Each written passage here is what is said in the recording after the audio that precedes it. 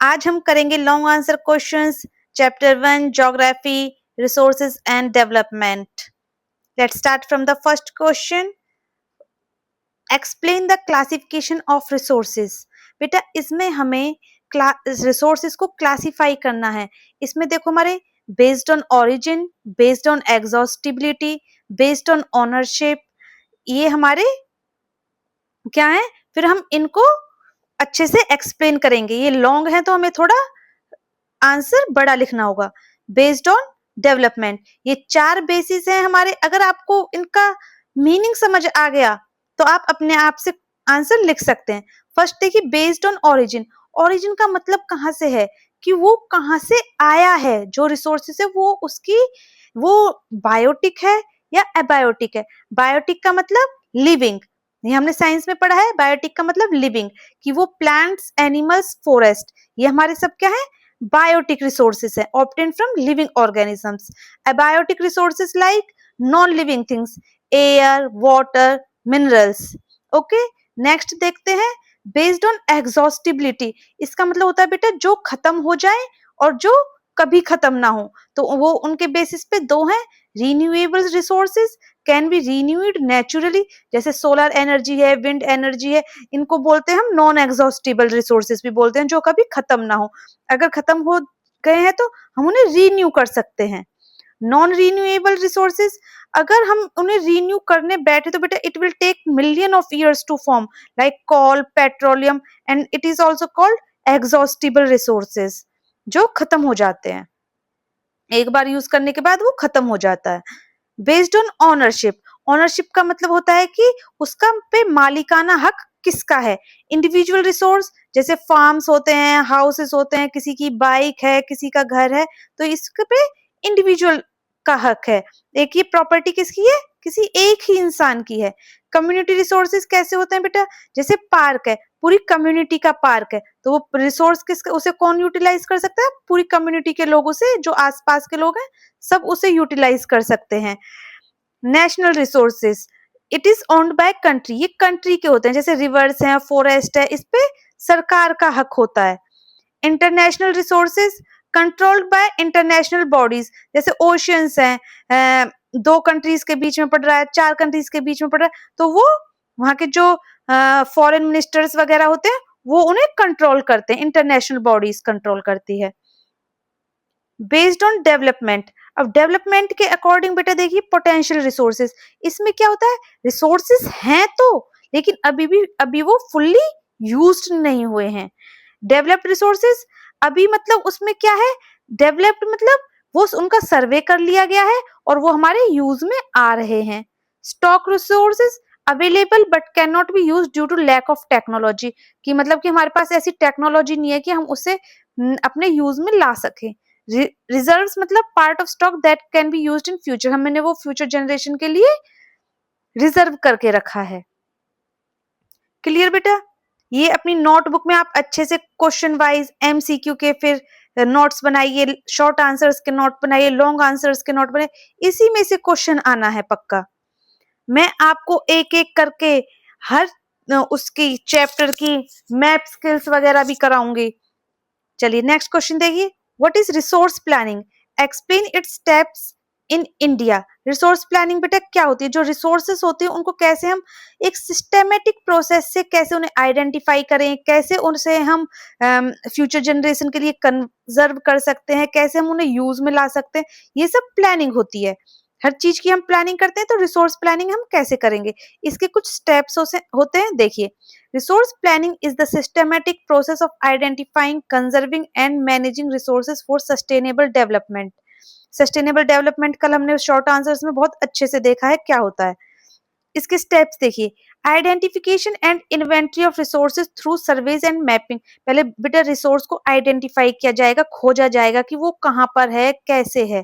फिर हम एक प्लानिंग स्ट्रक्चर बनाएंगे, evolving a planning structure with suitable technology, की कौन सी टेक्नोलॉजी इसमें लगेगी, हम इसे अपने यूज में ला सकें। Matching resources development plans with overall national development plans, जो रिसोर्स डेवलपमेंट प्लान है उसके अकॉर्डिंग हम अपने नेशनल डेवलपमेंट प्लान के देखेंगे कि ये हमारी नेशन की डेवलपमेंट में क्या सहयोग दे रहा है, कि इसके हमारे समाज में आने से नेशन को डेवलपमेंट हो रहा है या नहीं हो रहा है, मैच करेंगे। तो ये 3 स्टेप्स आपको अच्छे से याद करने हैं। ये बहुत इंपॉर्टेंट क्वेश्चन है जो मैंने दिए हैं। Resource planning is important in a country like India due to uneven distribution of resources. Uneven distribution मैंने आपको शॉर्ट आंसर्स में बहुत अच्छे से समझाया है। आप जाइए, देखिए, उस वीडियो को देखिए।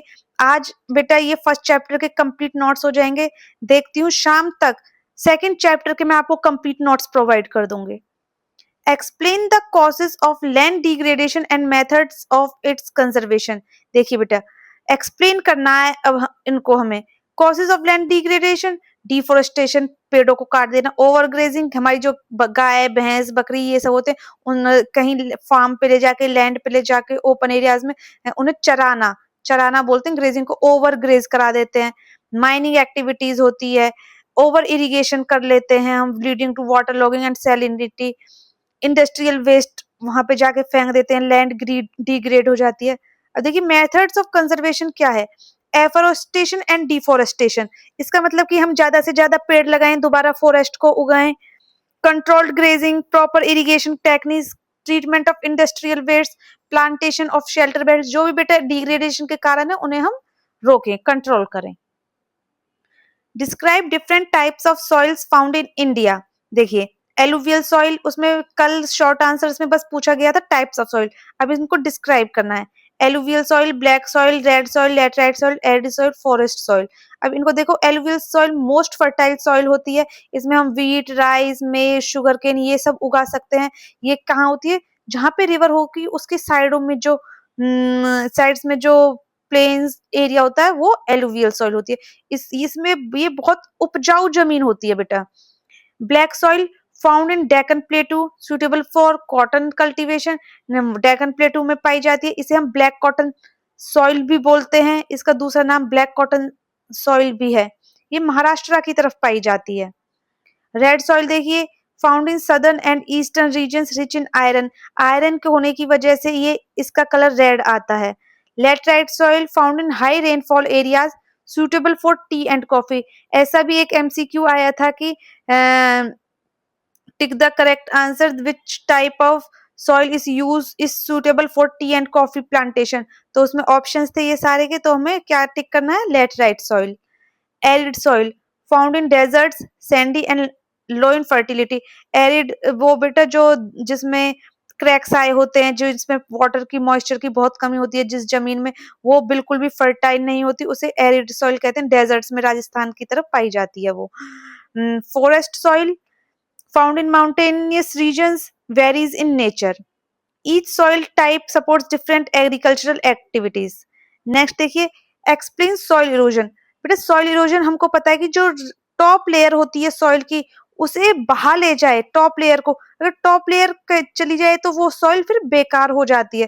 तो टॉप फर्टाइल लेयर होती है सॉइल की, तो किसके थ्रू वो बह जाती है, वाटर के थ्रू, विंड के थ्रू। और बहुत सी ह्यूमन एक्टिविटीज होती है, हम वहां से पेड़ वेड़ उखाड़ देते हैं तो जड़ों के साथ वो जो टॉप फर्टाइल लेयर होती है वो उखड़ के चली जाती है।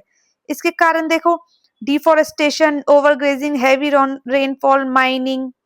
मेथड्स ऑफ कंजर्वेशन देखो इसका, contour ploughing, ploughing along contour lines to reduce run off. हम ऐसी मतलब प्लॉइंग करते हैं कि जो कॉन्टूर लाइंस होती है रन ऑफ को, जैसे सीढ़ियां होती हैं इस टाइप से, तो उसे कॉन्टूर लाइंस वो उसकी वजह से जो वाटर रन ऑफ होता है वो कम हो जाता है बहुत।